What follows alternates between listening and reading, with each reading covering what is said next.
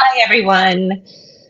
Oh, today I want to talk about the fact that for most of my life, I moved my body for one reason. And even when I pretended for another reason, it was really all about becoming smaller. This is why I was working out to make my body smaller. And it really took me until my second act in life, my midlife years, to realize that I was really aiming in the wrong direction, the wrong target. And the right one wasn't about size at all, it was about freedom, because strength is a form of freedom. I'm Jennifer Seven, and this is the Menopause Map. And today we are talking about strength and why does that look like freedom? This whole week is about our strength floor, and the menopause map is all designed about floors. We talk about floors, and we have 5 floors that we talk about. And this week we've been talking all about the strength floor. And yes, strength is so important in midlife. But why is it so important? Because again, having strength means freedom. And what do I mean by freedom? Freedom is about lasting and being able to do the things that we want to do. And oftentimes these are simple things. I want to be able to carry the grocery stores in from the car. I want to be able to lift my grandchildren up and hold them. I want to be able to get down on the floor and play with them and be able to get back up. I want to be able to lift my own suitcase so that I can travel. Sometimes traveling, it's a lot. You have to do lots of walking and airplanes, and we have to have energy and strength to be able to do all that. I want to be able to live in my own home for as long as possible. I want to be able to go wherever I want on my terms and not relying on someone else. So I want to just mention that again. This isn't about trying to shrink ourselves through exercise and strength training. We're trying to last. Strength is that form of freedom. And I'm so glad you're here today to listen with me. So, muscle is what makes all of this possible. And the quiet tragedy that I've seen just so many times is that a woman only realizes she only realizes what's happening when those freedoms start to narrow and we can't begin to do the things we can't still do the things that we could do before. And I know for me, I think I've taken my strength for granted for so many years. And just in the last year or two, hello, Hassan. Hello, Mochian. Welcome. In the last few years, I've realized a diminishment in my own strength that I don't quite have the strength that I did. It's a little harder to get down on the floor and back up. My balance is a little shakier. I realize that I hold on to the railing a little more than I used to. That recently I was with a friend and we were getting in a lake and there was a ladder on the dock. And just that activity of climbing down the ladder, getting in the water, and then climbing up the ladder. The steps were a little further apart. It was a little harder. I was like, wow, hmm, this is new. This is something I haven't noticed before. And I was like, I need to start paying more attention to my strength. And we know, scientifically proven, that as women go into midlife, starting with perimenopause, which is a little bit sooner than midlife, but perimenopause, we actually begin to lose muscle mass and bone loss. So it really starts early and it's metabolic, it is science based. So younger women need to be really paying attention to this as well.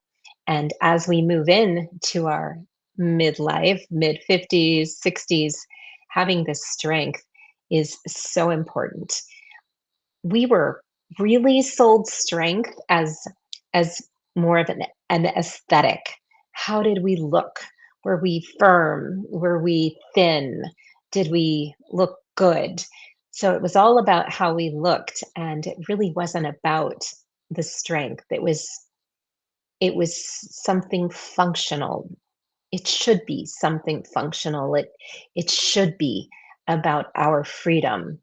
Women live longer than we've been living. We tend to outlive men, and we want that lasting, that those years really from menopause on can be almost as long as the prior years. So it's a big part of our life.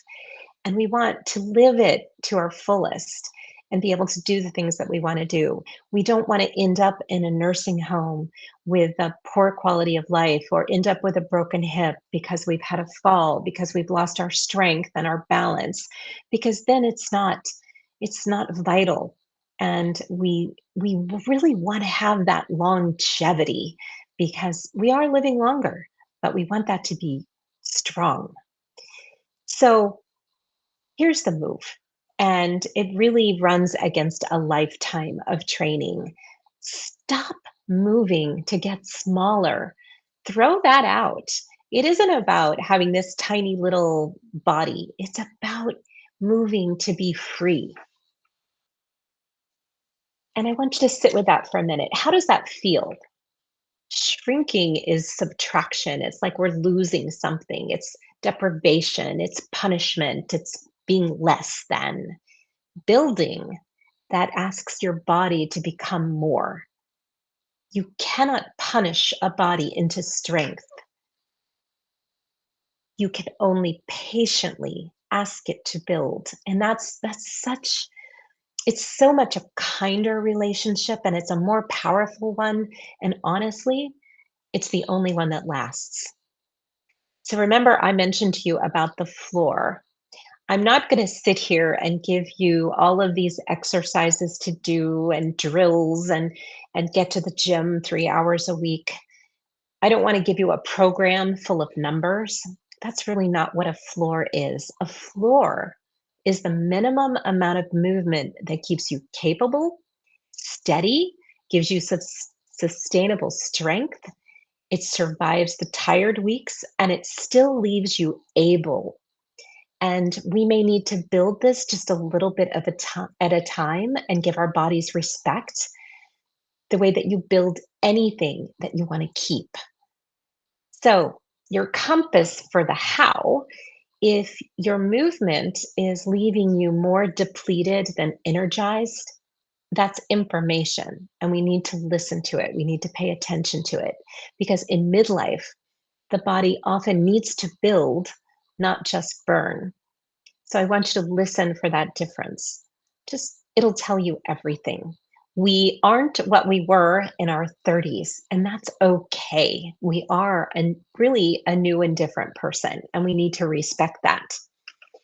So the floor, the strength floor is really just taking a look, identifying where we're leaking. Like I mentioned, a little worried about my balance, a little worried about being able to get up and down off the floor, and then let's pick one thing that we can do to start improving that.